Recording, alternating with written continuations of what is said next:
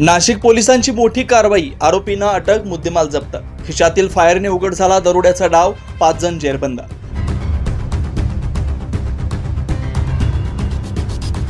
आरोपीच्या खिशातून अचानक फायर, जखमी आरोपीवरून पोलिसांची धडाकेबाज कारवाई। दरोड्याच्या तयारीत असणारे 5 संशयित आरोपी पोलिसांच्या तावडीत। नाशिकच्या देवळाली गावातील कुस्ती मैदान परिसरात उपनगर पोलिसांनी मोठी कारवाई केली। दरोडा टाकण्याच्या तयारीत असलेल्या 5 संशयित आरोपींना अटक करण्यात आली असून दरोड्याचे साहित्य हस्तगत करण्यात आले। देवळाली गावातील कुस्ती मैदान परिसरात मध्यरात्री पोलीस गस्त सुरू असताना काही युवक संशयास्पद हालचाली करताना आढळले। पोलिसांनी विचारणा करण्याचा प्रयत्न केला असता आरोपींनी पळ काढला। पळून जात असताना एका संशयिताच्या खिशात असलेल्या पिस्तुलातून अचानक फायर झालं। गोळी लागल्याने तो जखमी झाला।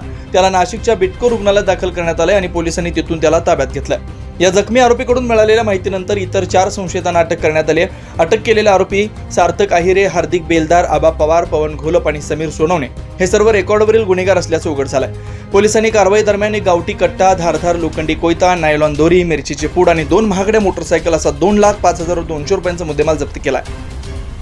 26 तारखेला रात्री आमचे डीबीचे कर्मचारी उपनगर पोलीस स्टेशनच्या हद्दीमध्ये पेट्रोलिंग करत असताना त्यांना गोपनीय बातमीदाराच्या मार्फत माहिती मिळाली की काही लोक ही काही संशयास्पद हालचाली या ठिकाणी करत त्यांचं अस्तित्व लपवून ठेवण्याच्या अनुषंगाने राहत आहेत। तर त्या परिसरामध्ये आम्ही या ठिकाणी हे सर्चिंग या ठिकाणी सुरू केलं। तर देवळाली गाव परिसरामध्ये जे कुस्त्यांचं मैदान आहे त्याच्या आजूबाजूच्या परिसरामध्ये काही लोक संशयास्पद या ठिकाणी दिसली। तर त्याच्याबदले 7 ते 8 लोक सदर वेळी त्या ठिकाणी होते। त्यामध्ये 3 ते 4 लोक हे रेकॉर्डवरची होती आणि बाकीचे काही अनोळखी इसम या ठिकाणी होते।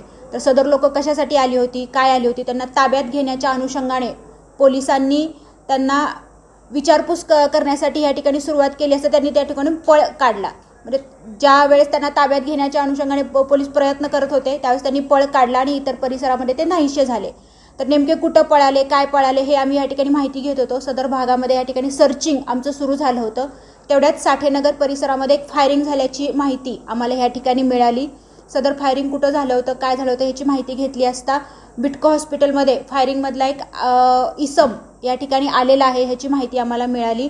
आम्ही त्या भागामध्ये या ठिकाणी जाऊन ची ओळख पटवली। तर तो आरोपी जो होता तो सार्थक आहिरे या ठिकाणी होता आणि त्याला त्याच्या पायामध्ये, उजव्या पायाच्या मांडीमध्ये त्याच्या हातून फायरिंग झाल्यामुळे या ठिकाणी जखम झाली होती। तर त्याबाबत त्याला अजून माहिती विचारली असता त्याला सांगितलं की सदर ज्यावेळेस पळापळ सुरू झाली त्यावेळेस त्याच्याकडून मिसफायर झालं आणि ते मिसफायर झाल्यानंतर त्याचे जे आरोपी आहेत ते इतर आरोपी या ठिकाणी परिसरामध्ये पळून गेले। दरम्यान या प्रकरणात आणखी काही आरोपी फरार असून उपनगर पोलिसांचा शोध सुरू आहे। अटक आरोपींना न्यायालयात हजर केला असून 2 दिवसांची पोलीस कोठडी सुनावण्यात आली आहे। या प्रकरणाचा तपास पोलीस निरीक्षक प्रभाकर सोनवणे यांच्या नेतृत्वाखाली सुरू आहे।